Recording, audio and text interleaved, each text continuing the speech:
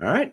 And I do believe that we are live. So welcome to Mondays with McCool over on Paydirt now. This was a show that was going on over at Roto-Grinders, which is now being moved over to Paydirt for me and Jordan.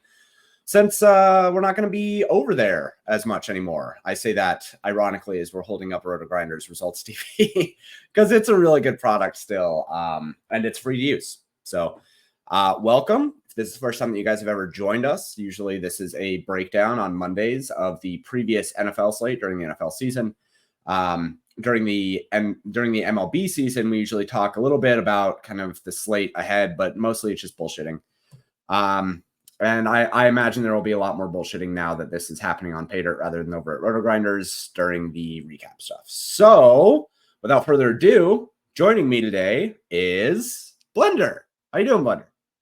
Fine. I mean, I lost a little bit yesterday on both sides, but it was not a disaster. I played when you play a wide receiver in the massive $25 double up that is 1.5% owned. You kind of sweating the 4 p.m. games to make sure that you made the right choice, and I made the wrong choice, but I still got there. Who's the 1% wide receiver? I played Tyler Lockett over Jacoby Myers. I mean, okay, I can buy that. Did you play him with Gino? No. I mean, this is my cash lineup. I mean, I played because I was playing Jacoby Myers on FanDuel. Sure. So a lot of times what I do is that I try not to play the same exact lineup like on both sites. So if like I have a choice between like a 1v1 type of thing, 2v2, it's like I'll play it, like hedge it a little. And then once I knew that I was playing Tyler Lockett on DraftKings, I entered a lot more triple ups and head-to-head volume rather than double ups. I mean, it worked out. I mean, I ended up I broke even in cash on DraftKings, lost a little in GPP, and then FanDuel lost like 6%, and that's because I had Sam Darnold, and he got there on FanDuel, but I mean, I could have played a Hurts or Lamar lineup either, and then obviously on DraftKings, it wouldn't have been as much of a sweat with Lockett if Cedric Tillman didn't catch that touchdown with 46 seconds left in the game, because I didn't play Tillman because I was playing Olave, London, and Lockett, and then Dak Prescott in my lineup. So I had 3 guys that got injured, and I still got that 159.12. I just got over the line in the main double ups. I'm surprised you didn't play Tillman. Why didn't you play Tillman? I didn't need to play Tillman because of Eckler. My original lineup before the Eckler news, because I think that was the biggest thing we've had in DFS this season so far, as far as late news. Beforehand, my cash lineup on DraftKings was Dak, Kamara, Chase Brown, Devon Achane, London, Olave, Tillman, Gesicki, whatever the hell defense was down there. I think Giants defense or something like that. And then once Eckler came into play, it's like I didn't need to play. I mean, I was going to play Kamara and Chase Brown no matter what. So Eckler, Brian Robinson gets inactive. Yeah. And Eckler was way too cheap on FanDuel, so I had to play him there. So I just switched to Eckler, and instead of going all the way up at quarterback with their extra money, I just stayed at quarterback and just went up from Cedric Tillman. It was Cedric Tillman to either Lockett or Myers, and then taking the Titans or the Eagles defense. And I just thought that I'd rather play a receiver attached to the Geno Smith and the Seahawks offense, especially with Metcalf out, than Jacoby Myers, who I was confident could give me like 12 points, probably 12, 13 points. I mean, probably a perfectly fine 660 type of game. But I thought that the Seahawks had a little bit more upside. That I played a lot of Seahawks. I played a lot of JSN. I played a lot of Lockett. I played a lot of Geno Smith because I thought they were underowned, and so many people I was listening to on GPP podcasts around the industry We're like, up, I'm out on Gino. Out on Gino.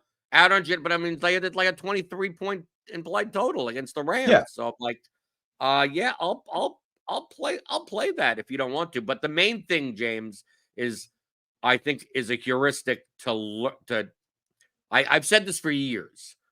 The later the news comes in, the more you should lean into it. And sometimes you'll get burned. Sometimes sometimes whatever. But like if Brian Robinson was doubtful on Friday, Austin Eckler would have been like 32 to 35% owned. Oh yeah. Right. Oh yeah. Right. So I played 40 GPP lineups.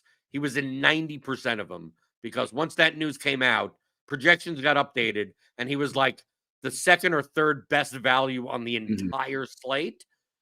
I put his ownership at 15%, and then when I ran my stuff, I couldn't not get him for his projection at 15% owned, and he ended up coming in at 15.5% owned in the Millie. Just to put things into perspective, Tyrone Tracy at 5,500 was more owned than him at 18.7% ownership. And I don't know how the hell that happened, right? Yeah. There are certain things I'm like, what is going on? How is I had Tyrone Tracy projected to be like 6% owned, and I still wasn't getting him, let alone at 18% owned. But the main thing with the Eckler news and running back is that running back didn't matter. Right. So I playing a low 6% owned James Conner or a 2% owned Tony Pollard. I played a 1.4% owned J.K. Dobbins, and yeah, like, well, I could have just played Kamara. I could have just played Achane. I mean, like, I played a ton of Chase Brown, a ton of Eckler. I played Bijan Robinson, who came in a little bit higher than I thought at 18% owned, but it's like this recurring theme of like, as long as you find two running backs that get on average about like 20-ish points, like it doesn't really matter what their ownership is, as long as you're not, like I faded a lot of Kamara because at 7,800, it's like, if he only scores like 25 points, I think I could get 20 from someone else. And he scored 30 and it didn't fucking matter. He scored 30 without scoring a touchdown now. Yeah, he had like what? He had like 34 touches or something. He had 220 yards from scrimmage. Like, and they lost the game. And they lost. I know, it's insane. Like the coach is gone. You saw Allen got fired. Yeah. Well, I mean, when you lose to the Panthers, that's the end. You're done. Right. That's it. Yeah. You get cut instantly. I thought when I was running things after the Austin Eckler news, and I don't think that it was wrong to have Austin Eckler in cash. I did not put him in cash, but I absolutely understand having him in cash. When I ran things afterwards, he was showing up as the second most valuable running back on the slate in the contest sims. I tried to pull them up, but I don't have that seed frame loaded anymore. But he was showing up as the second most valuable running back by ownership. And I had him projected for 11% ownership. He didn't come in that much higher. He came in at 15%, looks like. Tyrone Tracy ownership just out of nowhere, man. I don't know what that is. 18%. I thought that he was a great low-owned play. But when you flip the cards and he shows up at 19%, not a good play anymore, man. Especially when you have Austin Eckler right there at 5,300. That ownership was kind of wild. I didn't really understand that at all.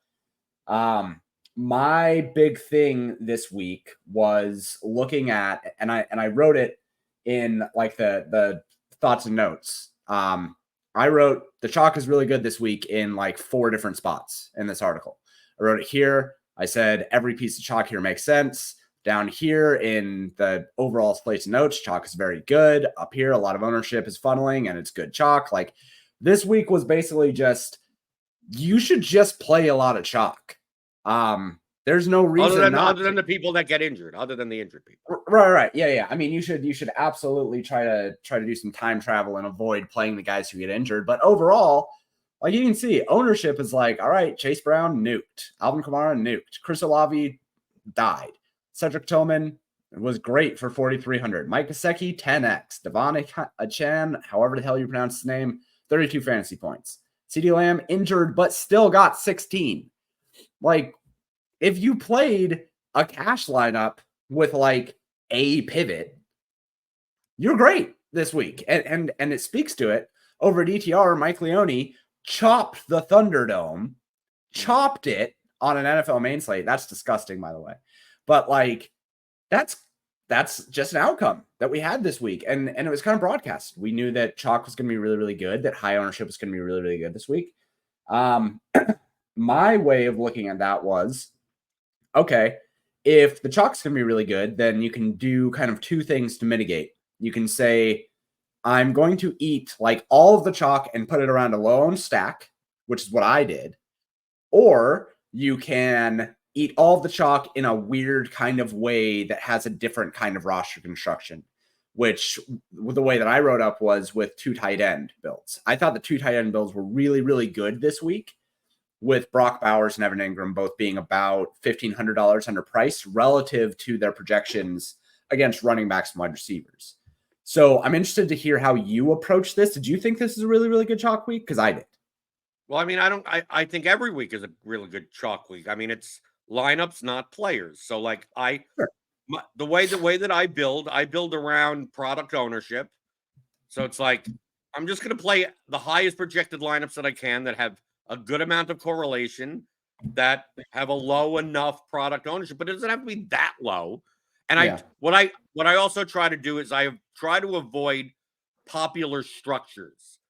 And one of the tools that you made for the theory of DFS is the portfolio analyzer. And like, I use that as like a research tool for the field. So I'll go in and I'll use industry projections, go into lineup HQ on Roto Grinders, and just, if people are just running, just give me a stack and give me the rest of my lineup. Like, what is the salary distribution? What players tend to stick to one another? And I try to not play those types of lineups. So like a guy, like I played less of Cedric Tillman. And we have to talk, the 4th highest owned wide receiver on the whole fucking slate was Jalen Coker. Yeah. Panthers wide receiver 2, right? At best. And I did play a couple of lineups with Coker, but like I did my old school. Where's the leverage? Where are people too certain when they shouldn't be certain? So I played less Tillman. I played a ton of Elijah Moore and Jerry Jeudy, right? Especially Elijah Moore, because he's $100 cheaper than Tillman. And Moore got 8 targets, didn't really amount to much because the Browns weren't very good. Right. So it's like, okay, if I'm going to play a 44K receiver, as a one-off, I'm going to play Elijah Moore in that spot, right? If I'm going to play an 8K wide receiver, I'm going to play Jamar Chase or AJ Brown in that spot and not CeeDee Lamb. I made it a point to not play CeeDee Lamb unless he was in Prescott stacks, and not to play London unless he was in Cousins stacks, because I thought that these are the high-owned wide receivers. Olave was the only one that I didn't mind playing by themselves, because I was making it a point not to play Kamara and Olave together, because you got a lot of lineups that got Olave and Kamara together. So I'm like, okay, I don't need Carr, right? But I'm going to make sure that I only have one of each, and then build around there. And JSN coming in at 6%, Lockett coming in at 4%. Like, they were 2 of my highest, like my highest exposed wide receivers, I believe, were Elijah Moore, Tyler Lockett, JSN, Jacoby Myers, even though I didn't play him in my cash lineup. And of course, and then I built the stacks around there, but my quarterback ownership was kind of flat. Like, I didn't have a ton. I played 40 lineups. I don't think I had more than like 6 lineups of any one quarterback. So I played some Cousins lineups, some Hurts lineups, some Prescott lineups. I played Carr, Winston, Burrow, Josh Allen. I played a Jaden Daniels lineup, a Minshew lineup. But like Geno Smith coming in at 4% owned, and all these Seahawks guys coming in, so like every sim that I ran showed like Geno Smith, like stack lineups were were like 8, 9, 10% optimal. Yeah. And the ownership, like none of the players were going to be 10%. Like this is 10% optimal as a stack. Yet none of the individual pieces were even going to be double-digit owned. So I just go by the numbers and I just go, okay, well, just give me a bunch of Geno Smith if people don't want to play him. Yeah. When The problem though, James, the problem with that though is that I didn't play JSN plus Lockett. I played wide receiver plus AJ Barner.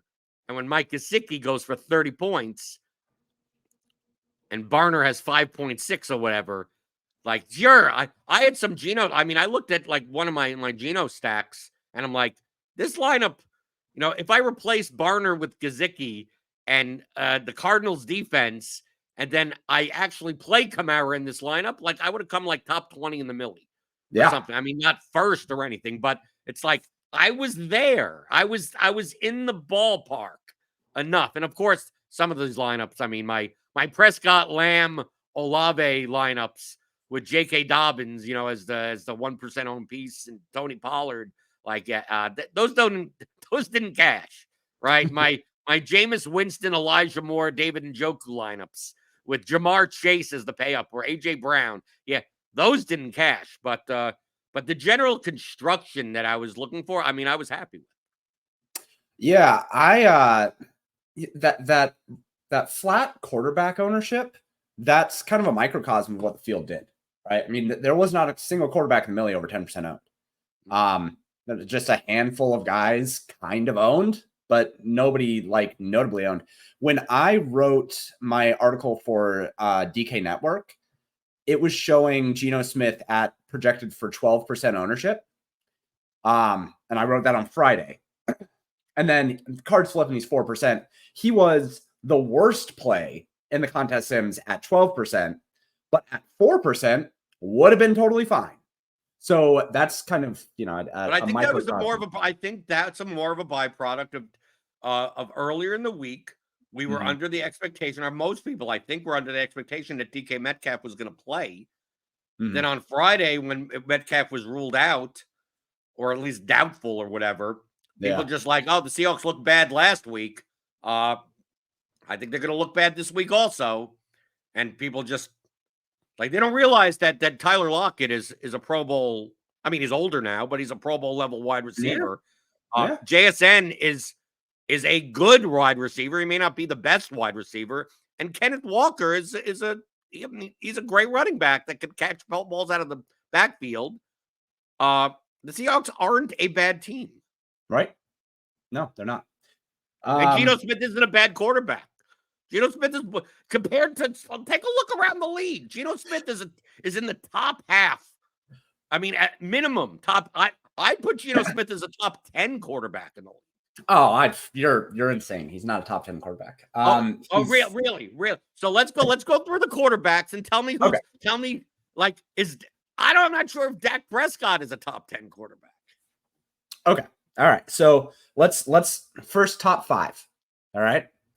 Top 5. Who are you top 5? No, let's go down. I have all the quarterbacks that were at least on this slate.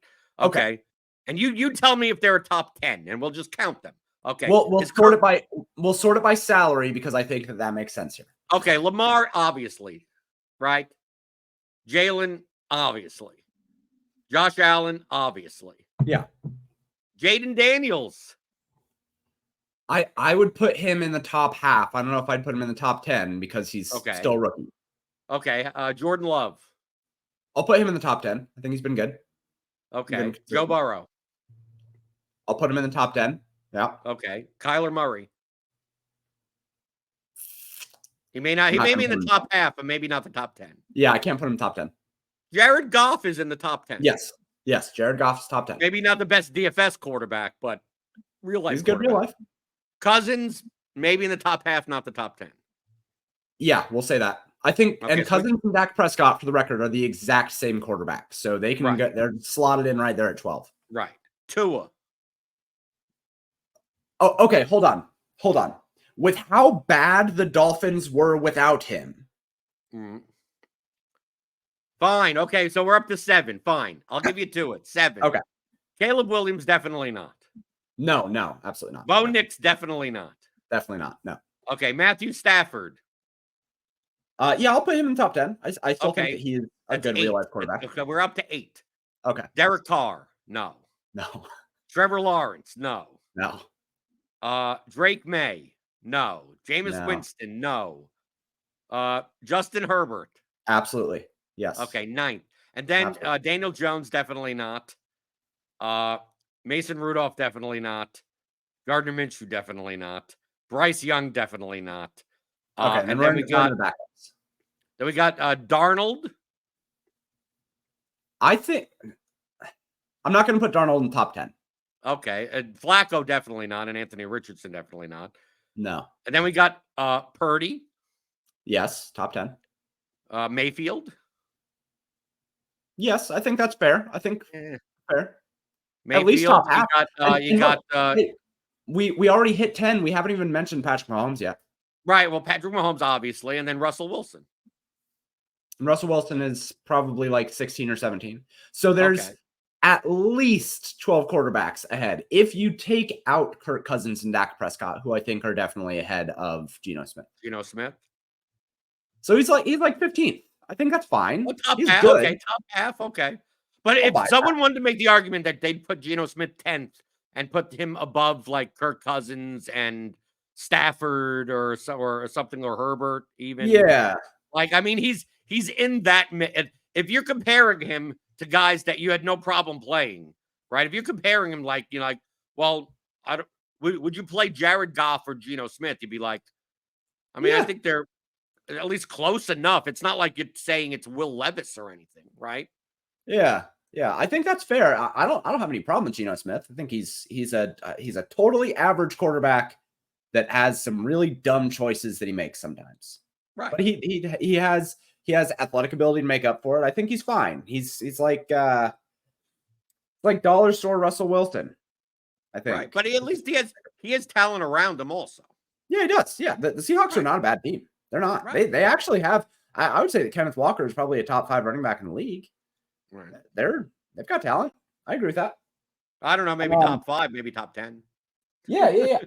I think they're. You want to do this for running backs now? Kenneth Walker, top 5 running back. Yeah. I thought that Geno Smith, when coming into the week, pay dirt optimals were all over him. If you ran pay dirt optimals basically anywhere, if you ran it at the solver or if you ran it on the optimizer on the site that sucks and isn't that good, then I think that you're gonna get a lot of Geno stacks. The kind of issue was that you were going to pair him. It would have paired him with Jackson Smith, which is great. But then I think it also probably would have forced in a little bit of Farrell Brown or AJ Barner. I was getting a lot of AJ Barner there, right? Yeah, which is, you're going to land on that. If I knew he was going to play as many slaps as he did and run as many routes as he did, I have no problem. Dude, he shouldn't have been 2,600. Yeah, no, I agree with that. I wish it's one of those things where after I had written the stuff that I wrote on the QB Edge distributions for DraftKings, I just in my head, I had already removed him from my pool and I didn't check Sunday morning because I built Saturday night. So I probably should have checked again, but my lineup, I only played one lineup this week because we had a birthday party that we went to Saturday and I was kind of worn out Sunday morning, but I played one lineup. My one lineup was a Daniel Jones lineup. And it was gorgeous. It was sick. That lineup was Daniel Jones with Malik Neighbors. And then I had Cedric Tillman and Jalen Coker for values. Don't yell at me about Coker. You played them together. I played them. Yeah, I played them together. But with Daniel Jones and Malik Neighbors, who cares? It doesn't matter. And then I played double tight end with Brock Bowers and Evan Ingram, which was sick. That's a sick combo. And then I played Alvin Kamara with Chase Brown. So I had correlations going. I had secondary correlations. I used the Saints defense with Alvin Kamara. It was a beauty of a Millie Maker lineup. I would not have played it in the 150 or the Wildcat or anything, but that lineup was sick for the Millie Maker. It died. You're sick for playing it. Okay, you play way worse lineups. I did play Daniel Jones, Malik Neighbors lineups, but they surely didn't. I didn't play Tillman and Coker together. Yes, that's exactly what I want. The 2 value wide receivers that are 22% and at 18% over, completely overowned. Coker came in way overowned. What did I have him for? I did not have him for that much. Hold on. Did you have Tillman for that? But did you have Tillman at 22? Yeah, I had him at 22. I had Coker at 10. So he came in how do you play? I don't understand how anyone, given the sample size, when Tillman's 22 and Moore is 6 and Judy is 2, that you go, oh, I'm going to play Cedric Tillman as a one-off. No, I mean Tillman has been crushing in that role. Like, well, he didn't crush all day until the end. I mean, no, you're right. The dude had 1.9 points at halftime. Yeah, and if he would have finished with 1.9 fantasy points, then we look back on it and say, yeah, that was a mistake. But because he scored a touchdown, we say, it was worth it. Touchdown with a minute to go. Well, you know what? He got like 11 points on one play at the garbage time. Sometimes you bank on the garbage time, bro. No, you shouldn't bank on the garbage time. Garbage time is garbage. I thought that probably the worst play at ownership was Ray McCloud at 10%. I don't think I didn't even notice. I didn't really. I don't think he came in at 10%. No, he came in at 3% in the millie. Yeah, okay. So I'd have played him at 3 in the millie. I'd have been fine with that.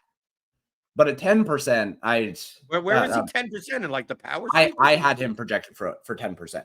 Like industry had him somewhere between like 7 to 9%. I jumped him up to 10% because of value. Came in at like 3% or something. And I'd been fine with him at 3%. I thought that Cortland Sutton at 13% was. Yeah, what happened with that? He came in way up more on than I thought he would. Well, I think that it was just that people saw his performance last week, and look, I mean, Bo Nix was. Yeah, Bo Nix also came in higher on, right? I mean, Bo Nix was the fourth high, 7.9% ownership. Yeah, the second highest combo was Bo Nix and Cortland Sutton.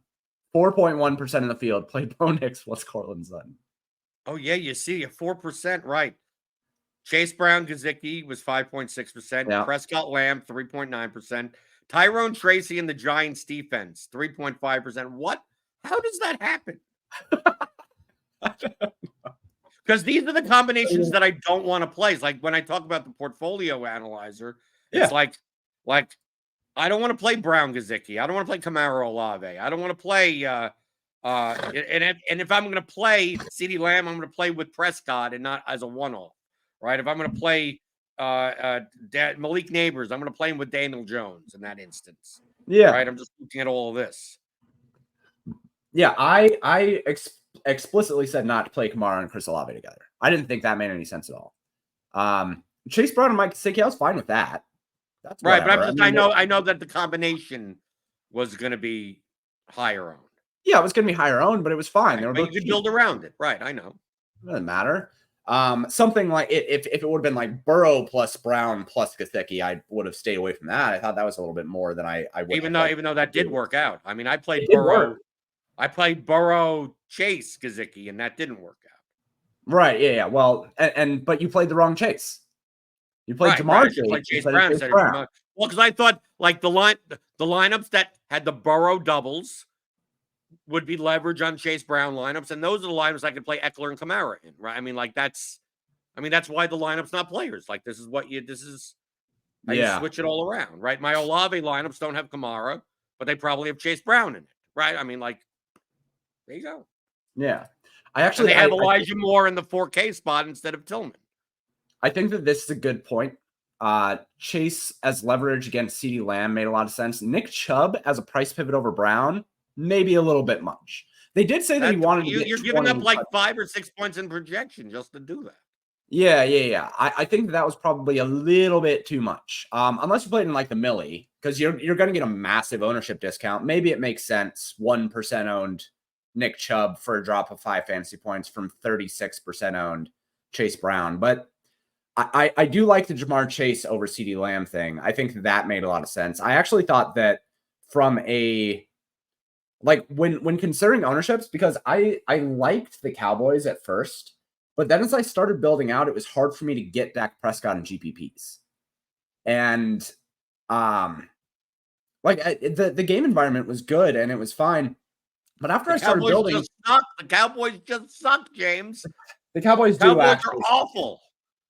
Yeah, the Cowboys are awful. But I did have Dak them. is making up injuries to get off the field. This team is done. They have no running backs. CeeDee Lamb's he's fed up with everything. I mean, it's gonna be cool. It's gonna be cool. It's gonna be in 3 weeks. We're gonna be playing Cooper Rush, Jalen Brooks stacks. God, I hope not. I think that's within the cards for the New York Jets. Actually, I have a prediction that that Aaron Rodgers is going to have an injury in week 12 and then start a podcast by week 14. That's what I think is going to happen. No, Aaron Rodgers is going to be. I mean, come Wednesday of this week, he may not even be the Jets quarterback. He's going to be marching upon, getting his, whatever the election stolen and whatever. I mean, he'll worry about other things. Blender question: Are we getting? No, we're not getting stupid set. Have you seen me do it? No. Whoops, we don't know. It's a question. It's a comment. It's fucking 9 weeks into the season. Well, that's fair. That's fair point. So from a let's just go position by position here and like do the thing we usually do. So we already talked about quarterbacks. Running back, I obviously Chase Brown was a terrific play. Alvin Kamara was a terrific play. Was there anything that kind of like struck you as a little bit weird when the cards turned on Sunday? I thought that everything. Tyrone Tracy, 18%.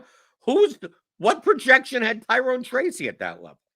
I thought that Tyrone Tracy was an okay play at low ownership. Yeah, it's 6%. Sure, if you want to try him at 6%, but did everyone just jump into that? I mean, like James Conner, I had James Conner projected at a slightly higher median projection than Devon Achane. Yet Achane comes in at 21.5% and Conner comes in at 6%. Yeah, I mean, I had, let's see, where do I have Conner? I had Conner at 15.24. I had Achane at 17.53. So I had Achane over. But yeah, but not to be 3.5 times more owned. I mean, like, dude, another guy that was coming up like way too much in the Sims that I was looking for is Tony Pollard at 6,800 for the Titans. Yeah. And I had him projected at like 6% owned, and he came in at like 3. Yeah. Scored 21 points. Like, none of this matters because, like, Chase Brown, Kamara, all the chalk did well, right? So it didn't matter. I mean, Eckler did well enough for 53. 17 points for 5,300 is perfect. That's great. Fine. Yeah. Yeah, that's great. Well, and this is it. You said at the beginning of this, it's a microcosm of the larger point that running back has not mattered this year. You can just choose whoever. Like this comment, it was not the week to get cute at running back at all. I will push back on that. It was totally fine to get cute at running back. Like you could have played Derrick Henry. You didn't gain, but I think the point is that you didn't gain anything. Like getting like if you got Saquon Barkley scored the most points at running back at 8,200, 36.9, and you didn't need him. Like it's not like there was not an outlier where you needed to get a total of like 50 to 60 points out of your 2 RB spots. You needed 60. You needed 60 because Kamara and Chase Brown, those guys were high enough owned, and HN, those guys were all high enough owned and scored 30 fantasy points. You needed 60 fantasy points out of running. Well, let's say you didn't play Kamara, you played Derrick Henry instead. Well, Derrick Henry scored 29.3 points at 4% owned. You'd be like, oh, I got 4% owned. It doesn't matter. Kamara at 25% owned scored the same amount of. That's kind of the point that we're making at. You could have gotten cute at running back, but it didn't get you anything. Right. Yeah, that's exactly right. So at running back, as it has been basically all year, you play chalk or you don't, and it's probably fine. You're going to score most of the time somewhere between 18 and 22 fantasy points, and that's just been what it's been. Wide receiver. I mean, Olave injured is the most owned wide receiver. Well, Jalen Coker also. Drake 10 points in a quarter, and that's it. Yeah. Like Tillman, 11 points. He didn't do super well. CeeDee Lamb got injured, still scored 16. Like sorting my points, Jackson Smith and Ajigba was terrific at 6%. Like this was again another week. We saw it last week, and I'm pretty sure we saw it the week before. Make your pivots at wide receiver. Like that's where you should be doing your 1.6% owned Zay Flowers at 7K, 32.7 points. Demarcus Robinson at 0.5% owned. Now, granted, I mean, come on, you're not playing that Puka punched someone and got ejected. It's a little bit, you're not projecting that type of shit. But like no. Quentin John, if you decided to play Quentin Johnston over Cedric Tillman, I wouldn't have called you nuts in GPP because why not? It's 4,400 and he can score long touchdowns.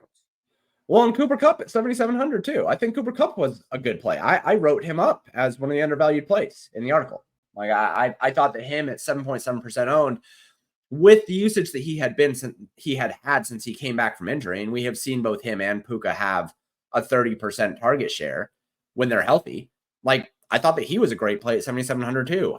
He wasn't a pivot off anything, and it was one of those like no man's land prices. I think like you kind of weren't looking anywhere in that range. But I thought he was a great play. Jacoby Myers, I thought Jacoby Myers' ownership was, like, when I saw it, was a little bit higher than I thought that it was going to be, but I understand why it got there. I also know that there were a lot of people who were talking about stacking Las Vegas, which I think was a little bit of insanity outside of the Millie Maker. But like Jacoby Myers, 21, you played him in cash. I wasn't that high on him. No, I was good. I was good on him. I just played him in cash on FanDuel over DraftKings, even though I would have done both. And my decision was, do I play Lockett on FanDuel and Myers on DraftKings, or do I play Myers on the other way around? And I had the money to go up to the Titans defense on DraftKings, so I just played Lockett. I actually had him projected as the third best value on the slate. I shouldn't say that I wasn't. The wide receiver one for the Raiders. Well, yeah, the wide receiver one for the Raiders. Terrific. The wide receiver one. They can't do anything, and they're going to be behind it. They throw the ball, and Jacoby Myers is a perfectly fine possession receiver. He's shown. I mean, he's a good receiver. Yeah, no, he's a good receiver. You could call him the Raiders JSN. I should have been higher on him. I'm not actually sure why I wasn't higher on him. I don't know that I would have used him in cash, but I should have been higher on him. Let's see. What else do we got here for wide receivers? Darnell Mooney had that one long play. Yeah, well, I mean, but the Mooney has benefited from London being injured. So, I mean, you chalk that up to whatever. I mean. Yeah. But overall, these ownerships are all really low for players who did well. I mean, you could have gotten 15 plus fantasy points out of 10% owned, 5% owned wide receivers across the board. That was the position that you swap at. And that, again, as a larger point, has been what you do this NFL season. It has been, you've been making money off of swapping at wide receiver, making pivots there. Even to your point, Cedric Tillman, if Cedric Tillman doesn't get there, then the vast majority of these players are all under 15% owned that actually won you GPPs. So it was just another week. Tight end, another week. Tight end, you do the opposite. Tight end, if there's a 3K tight end, you just play him because they're going to score 7 million points. Yeah, I don't know. I thought Gesicki was fine this week, and I did write that I thought he was basically fine up to about 25% ownership. I thought he was fine at 25% ownership. He came in at 21 in the Millie. Okay, I'll buy that. Taysom Hill, sure, I guess. I'm not a Taysom Hill guy. I thought it was a fine play. They throw the ball to him now. He was fine. Well, he was fine, but he's one of those other ones where he really benefited from the Chris Olave injury. So if we're gonna chalk down the Darnell Mooney thing to Drake London, then we got to chalk down Taysom Hill a bit. I thought that he was an okay play. I don't think he was a great play at 13%. I thought that if you were going to play Taysom Hill, it was very likely that you were not going to play Alvin Kamara. I thought that it was hard to play them together, but I'm gonna guess that quite a few people did. No, actually. People played that right. It looks like, 1.2% of the field played them together. I think that's about right. I was under owned relative to top 20, top 1%. Yeah, I didn't play. I made a group to not play them together. And my Taysom Hill lineups were mostly Derek Carr, Olave, Hill. I think I may have had like 3 lineups like that. Because you leverage off of Kamara there on that one. And I think those are the lineups that had Chase Brown in them. Right? So there you go. There you go. It's all about lineups, not players.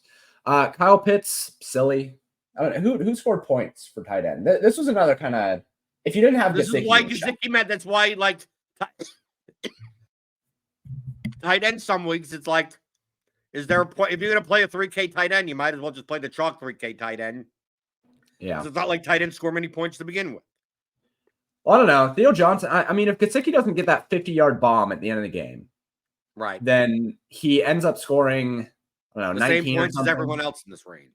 Yeah. And he doesn't really matter all that much. Theo Johnson, man, there's a world where I play that Daniel Jones plus Malik Neighbors plus Theo Johnson, and Mike Gesicki doesn't score a 30-point, bomb at the end of the game. It's not this world, James. It's not. And I'm stoked. I would have made like $20 more or something. Well, you did double tight end. You should have played Gesicki and Drew Sample.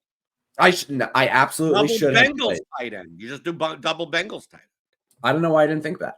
I should have. You need a blocking tight end for Mike. You want to get Chase Brown in your lineup, and he needs a blocker, right, in your lineup, because so he could score more points, right? So you have Drew Sample in there just for blocking purposes. Here's what I should have done. I should have played Joe Burrow with Drew Sample and Mike Gesicki, clearly double tight end. Chase Brown. And Chase Brown. Right, exactly. I should not have played Jamar Chase because he's bad at football, and everybody knows that. That's why he wasn't highly owned with no T. Higgins. That's just what I should have done. I should have done that and then just ate chalk everywhere else because I'm unique with a unique roster construction with 2 tight end. Right, because why not play a 1.6 projected median fantasy point $2,500 blocking tight end when you already are playing the receiving tight end? Why not? This week, treat it like it's showdown. That you do that in showdown, like that's a showdown type of line. You absolutely do in showdown. The only thing I'm glad for is that the 15% on defense scored no points. There you go. I didn't even look at defense. Yeah, the 15% on defense scoring 0 fantasy points. That's a beautiful thing. If you didn't play them, I mean, 18 points out of the Chargers defense, 22 out of the Rams. That's a bit weird. But again, defense. That's what happened when they return a touchdown 105 yards. Yeah, I mean, that'll happen. Yeah. Defense hardly ever matters. You could have played the Rams defense going back against Geno Smith, and you'd have had been sick. That would have been great. Double Bengals tight end, JSN, and the Rams defense with Geno Smith. There you go. That's exactly how you should have built this week. 3 Bengals with no Burrow, the blocking tight end, the defense against that team. Yes. And how do you fit in Theo Johnson then? They need to get more tight end spots. That's what we need. We need 2 tight end spots. Let's replace the 3rd wide receiver slot with a 2nd tight end slot and really just get weird about it. I'm fine with replacing DST with the tight end spot. I don't care. Yeah, no kidding. Actually, I would like that a lot. That sounds like a good idea, actually. Long ago, when Blender and I were just bullshitting our way through this podcast, we did solve baseball in the way that we decided on the way that baseball should be played. We now need to solve and fix DFS by replacing DST with the 2nd tight end spot. And that's actually a realistic thing. No, the realistic thing is to replace DST with the super flex spot. Ah, man. that's how they do CFB, right? That's how they do college football. Yeah, that's what I think. That's the best. So you could stack 2 things. You could be like, I'm going to have a Geno stack with a Burrow stack. Like, there you go. So you end up playing, you could play Burrow, Gesicki, Brown with Geno Smith, JSN, and whatever. You could do all that now. That actually would be sick. I think that would be a good idea. Yeah. So I mean, I guess this week made sense. I mean, when you have lineups chopping to win the Thunderdome, like it quote unquote makes sense. But I also want to point out, like, don't overreact to this. Like, just because a cash lineup wins everything, that we saw it last year. We see it every year. Like, there's at least 1 week where cash lineups are finishing like top 50 in the Millie Maker, and there's like 20-man trains or whatever in the top 100. And it's like, that doesn't mean anything, really. The short samples, there's a lot of conversation in the Discord this morning about like, oh, well, this is the way that NFL is going to be going towards, and we should be building more towards optimal lineups rather than that's DFS in general. Kind of. It's not going that way. It's just keep on coming back to lineups, not players. I've been known as a contrarian GPP player, but take a look at my lineups over the past 10 years. Mm-hmm. They're not contrarian. They're like, oh, well, Well, you played a lot of Chase Brown. You played a lot of Chris Olave. You played a lot of I thought you were contrarian. It's yeah, and I only have to be contrarian like 3 spots. I mean, Right. that like your projection you should whatever projections you use or aggregate or whatever the hell you use, you look at the optimal in your projections and you go, okay, the optimal median lineup is 146, right? Yeah. And then you go, okay, here's 10 lineups that I'm thinking about playing. I'm playing Nick Chubb instead of this guy, and I'm going to play Theo Johnson with Tyrone Tracy, and then I'm going to play Lad McConkey as a one-off with a Jameis Winston, whatever. And then next thing you know, your median lineup is 121 points. And it's like you gave up 25 points in median projection, and then you look at your ownership, and it's like 42%. Like, you don't need to play these lineups. Like, those lineups are not necessary. You're doing too much, right? So you want to play lineups that are, you're not going to get to 146, but I mean, I'm playing lineups based on my projections. Like my optimal was 146. I was playing lineups in like the 132 to 138 range. I mean, and it includes correlation, right? So when I'm playing CeeDee Lamb, I'm playing Dak Prescott, I'm playing Jake Ferguson, right? And when I'm playing Drake London, I'm playing Kirk Cousins. When I'm playing Cedric Tillman, I'm playing Jameis Winston.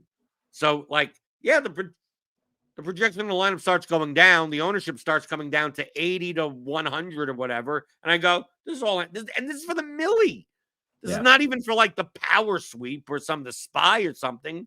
Like, dude, you don't need, like, the projection is the projection for a reason. If you're playing lineups that are projected 25 points lower than your optimal, I mean, you're essentially playing a game where you're seeding one of the spots in your entire lineup. You're saying I'm just going to cut out the flex spot and just play that because that's how many points you're giving up.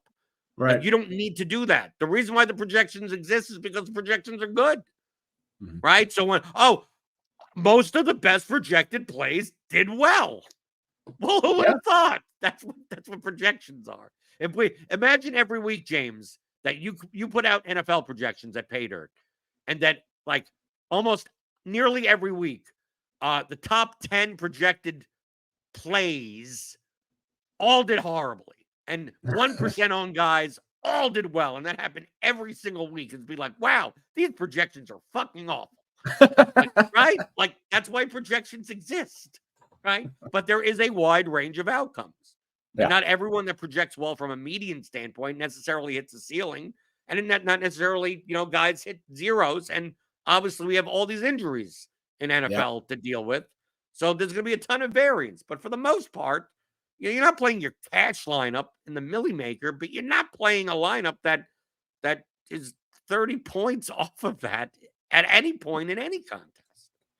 Yeah, well, I mean, and that's why I built tools like the Pivot Finder, right? Like it, and this goes off of a lot of the logic and like the kind of thoughts that we built into the theory DFS, which is to say, if a player has a projection that is similar to another one, then the deciding factor is no longer their median projection, it is their ownership, right? Like what you're deciding on at that point is an ownership swap. And the reason why that's important is, man, if it's a load, for some reason it's taking fucking forever. The point is, when you're looking at like running backs, for instance, if you have Kenneth Walker and Bijan Robinson, like say you build out a cash game lineup first, and Bijan Robinson is in your cash game lineup because he's 16% owned. The way that you get to, in a very easy, simple manner, the way that you get to a single entry lineup is by saying, which of these players can I swap out some ownership on? Bijan Robinson and Kenneth Walker. There you go. Like, it's $100 less. You're dropping your ownership by half. Like, it's really, really simple to do that. And people but the thing is, James, you don't have to do that at every fucking spot. No, you don't. No, you absolutely don't. You just need to do it at one or two spots. That's what people do. I mean, I'd see people, they ask me questions. I'm playing Jamar Chase instead of Chase Brown, and that's leverage off of CeeDee Lamb and Price at wide receiver and Chase Brown at running back. And then instead of playing Kamara, I'm going to play Taysom Hill at tight end. And then instead of playing Tillman, I'm playing Elijah Moore. And then I'm going to play because Geno Smith is low owned. I'm going to play him plus Lockett. Right. And then as leverage on the on like dude, you're at the point where you've done too much. Like Right. at this point, okay, stop about a sentence or two less. Stop at that point and then press the optimize button. That's your lineup. Just play that goddamn lineup, right? You've already gotten to the point of where you're when your lineup as like for this slate is like J.K. Dobbins and James Conner at running back and Darnell Mooney one-off at wide receiver. It's like, dude, stop. You're done. You're playing Gesicki in this lineup. Playing your flex spot is going to be Kamara or Brown, or Eckler or something. Like, you're done. You already told me you're playing Dobbins, Connor, and Mooney. Like, you're done. You're done. Press the goddamn optimize button and fucking be done with your lineup. You're done. And I would even say even optimize off ownership at that point. Right. Like you don't even have to. I say all the time, you should start with a whole bunch of ownership. Like at this point, it's no secret what I propose to do in cash. Just build the chalkiest goddamn lineup that you've ever seen in your entire life. And then go to the pivot finder, run the top 5 owned players and say, hey, look, maybe because I have 3 swaps off Chris Olave here, I should probably just get off Chris Olave for any one of these 3 guys and then just play single entry lineup. There you go. Or if you want to make another swap, also get off of Drake London for Zay Flowers. There you go. That's it. That's all you have to do. You don't have to do that much more. And especially like we talk about it with NFL. We're talking about this with NFL. With NBA, it's even worse. People shouldn't even take it that far for NBA. The vast majority of the time for NBA, you optimize off of ownership. And if you make more than 2 pivots, you're probably giving up too much median. At that point in NBA, you're probably giving up too much median if you get off of more than 2 at max 3 players. If you build anything but a cash lineup with like 3 pivots in NBA, what contest are you entering? Like how much relative value do you need to get off of the top 5 owned players in NBA? You're probably just shot. Like, what are you hoping for? So I do think, to an extent, I do think that is the natural progression of what DFS is. However, I do think that there are overreactions to saying that you have to play just cash lineups or just like all of the ownership. The overreaction to that is that lower owned players cannot do well. That's the overreaction. And when you go and you look, like you can see Zay Flowers crushed, Derrick Henry 5%, Geno Smith 4%, DeMarcus Robinson 1%. That these lower owned players can and will do well. Your job is not to fill your entire lineup with 5% owned players. Your job is to find Zay Flowers. Your job is to find DeMarcus Robinson in a large portfolio. You're not going to get to him in single entry. I'm sorry, baby. You're not going to get DeMarcus Robinson at 0.5%. If you played the same lineup, picked a lineup that you play in single entry and replaced Drake London with Jackson Smith and Jigba, you probably came top 10 in the SPY. Yeah. I mean, that's you, because you played if you played Geno Smith plus JSN, and then you had Kamara, Eckler, Chase Brown, Gesicki, Cardinals defense, and then pick some other wide receiver that wasn't Olave because you have Kamara in your lineup, and maybe you have Jacoby Myers there instead. I mean, dude, that's great. It's almost a 200-point scoring lineup on yesterday's. I mean, like, you're done. You did it. And right, you played 6% on JSN with 4% on Geno. And everyone else in your lineup is like 15+% owned, and you would have won. I think you would have won the SPY with that lineup like that. Yeah. I mean, I had subscribers who placed really, really high just by making one pivot off of like a player, and it was fine. But here's the secret, and this is the thing that Jordan and I have tried to say for, I don't know, man, 3 years now.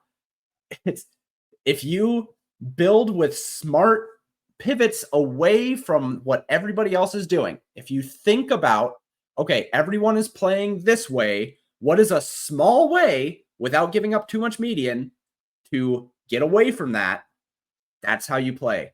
People are trying to, it's not about being right. It's about leveraging what the field is doing and making money where they end up making mistakes. That's what you should be doing.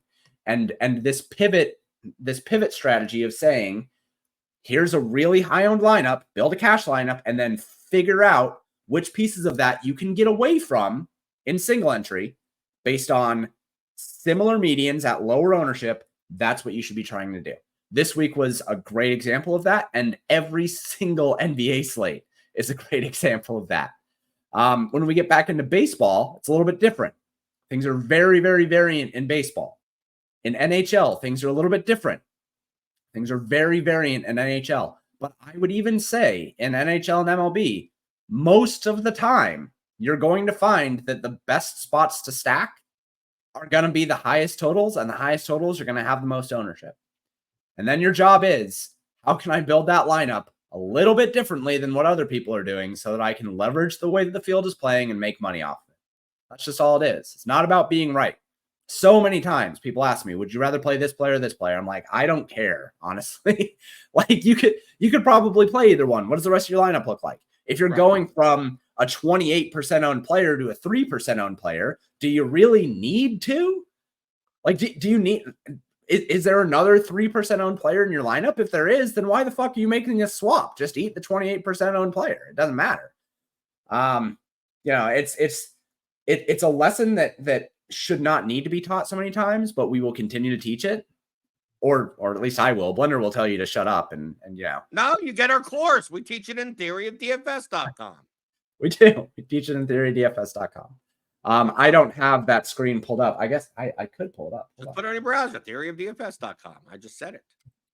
See? You gotta learn. You gotta learn to set this stuff up beforehand. Well, fuck you. It's the first time that I've done money off of it. So there you go. I'm learning. Anyway, you can find Theory DFS over at theorydfs.com. It's a course that Blender and I put together on all of these concepts. Like the thing that we just talked about with that pivot strategy, that is in here, as well as a whole bunch of tools that I built to make you a better, smarter player, including, portfolio analyzer and the portfolio trimmer, things like that. Dupe finder, which is really important for Showdown. We have a full course on this. It's evergreen, right? Like we have 2 different full courses on it. So learn how to play DFS correctly. And if you listen to us, it also teach you not to play Tyrone Tracy at 18% ownership. It will also, there's a whole chapter just on Tyrone Tracy at 18% ownership. I wish that it could teach me how to figure out that Tyrone Tracy was going to be fucking 18% owned so that I wouldn't suggest him as a low end play. But unfortunately, that's a whole other can of worms. Well, you did. So it was your fault then. People just listen. Hold on. I don't think, did I write him up here? I don't remember if I wrote him up here. We'll find out. I mean, I heard the Jalen Cokers. I mean, we made fun of Jalen Coker 2 weeks ago. We did, and then I ended up. And he was 6% owned while Deontay Johnson was still there. Some other guys that are less popular that models are really into are Jake Bobo and Jalen Coker, both value wide receivers that help you unlock higher price running back and tight end positions. Yeah, the low owned Coker at 18%. And then he ends up at 18% owned, which is tragic. I have him projected for 10. I did say I prefer to just land on Tillman and Coker in most of my lineups, but Bobo makes for a large, cool field, large field option with Geno Smith. So right, but see, that's actually low owned. I mean, we take a look at where did Bobo? Bobo came in at 2.4% owned. He scored no points. Scored no points, zero. At a zero. But he was still a better player than Jalen Coker. By that ownership, yeah, the difference between 18 and 2, yeah, absolutely. So anyway, this has been breaking down week 9. This is going to happen on Paydirt moving forward for Mondays with McCool. Blender, do you plan on doing the rest of the stuff on your channel for the rest of the week? No, I'm on RG. All right. I'm still at Roto Grinders just because this show is here. I mean, I'm just that we no longer do a Monday show on the RG YouTube channel. But I will be back tomorrow with fucking NBA, whatever the fuck, right? Even though I don't play NBA DFS, but we'll look at Sim Labs and see what the fuck we're gonna do there. And no, it's the same thing in Wednesday preview, Thursday, Friday. I mean, everything on other than the Monday cut one show. They just cut. It's like, oh, do 4 shows a week instead of 5. And apparently people don't like review shows because once it's done, no one cares. Yeah, which is weird because there's so much to learn. mean, these I review shows. prefer it, dude. Stochastic used to do one, and that was the one that with when Lofty and Adam Ship My Money did. I thought that I look forward to that the most, and obviously the best one that there is the Gilcast, even though that's a little bit more for entertainment purposes with Davis, Nate, and Sammy. Yeah. I enjoy those the most. I enjoy the Monday with the recaps and did you expect this? Did you what does your tournament lineup look like? I prefer that to doing a Wednesday NFL preview where half the league is on the injury report. Like, what the fuck am I going to learn fucking Wednesday? Right. Yeah. No. I mean, I would much prefer to do things like this. And like somebody asked me if there's NBA content at Pater. Is there no NBA tomorrow? No, there's no NBA on voting days. I guess I'm doing NHL tomorrow then, I guess. Yeah, there you go. That's a better sport to well, good. I have a 555 ticket for the election. They're calling it the election night barn burner or something, and it's whatever contest on DraftKings, right? So I guess Tim and I are doing okay. We're going to do NHL. Good. I'm actually playing that NHL slate because I got the 555 ticket. It's a yearly tradition for all of the really good DFS players to play like one NHL slate a year. It's when they run this 555. Every single good player has a ticket to it. It's like an all-star game for the DFS players. I will not be paying attention to hockey. I will be paying attention to poll results. Well, okay, that's fair enough. Dude, it may be the most profitable. It may be the most profitable day in the history of my life. I was gonna say, I'm sure, because you did it a bunch last year too, right? I mean, you've been the 2020, the midterms, and 2022 midterms, 2018 midterms, 2020. After I saw what happened in 2016, I'm like, no, I got to get on board this. And boy, yeah. I mean, this year the markets have been completely disconnected from reality, just entirely disconnected from reality. No, they were the midterms as well as 2020. No, yeah. No, they get disconnected because the people who are betting that there's a certain subset of people who actually put money on these things for the majority of the volume. And then there's people like you and people like Gordy Lamb in the Discord who are just like, well, if everybody's going to make a coin toss 66-33, I guess I'm just going to take the other side. But that's not where the edge is. I mean, there's an edge there, but that's not where the edge is. Where's the edge? You can say it here. Yeah, when something's a coin flip and you could get 15-1 on it, that's where I'm going. What is that one? There's 117 people watching this, so you're not giving away too much edge here. No, think in terms of because I'm not going to give. Think in terms, you know, Prize Picks. Yeah. Remember when Prize Picks that you could play like a quarterback's over and like a wide receiver's over and a wide. I get it. Okay. Yeah. Like, and they just didn't ding you. They're just like, yeah, these things are correlated, but we're gonna act like they're not correlated. Yeah. Like that's the type of stuff. Like, I get you. Like there are certain things that when poll results come in, and you could see what returns are in certain counties. And you could be like, well, if that's true, that means these 6 other things are much more likely to be true. Yeah. With a correlation, James, we're talking about correlation coefficients of 0.7 and 0.8. Yeah. Right. So picture playing League of Legends against a field that is not stacking. Yeah, sounds great. I should get in on it. I really should. Yeah. The problem you have to get. I mean, getting the money down is that's more of the issue. Yeah, well, of course, that's always an issue in the betting market. But if you got crypto, it's very easy. Oh yeah, I believe it. All right, well, that's gonna be the show. Thank you, Blender. Appreciate it. That's gonna be happening here moving forward. Mondays with McCool. Feedback, any of that kind of stuff. Obviously, go over to paterdfs.com. Get a subscription. Go read the articles. Go use the models. And if you don't, then you can always ask me questions over in the Discord about anything involving DFS or betting. So. It's been Mondays with McCool. Thank you guys so much, and we will talk to you next week.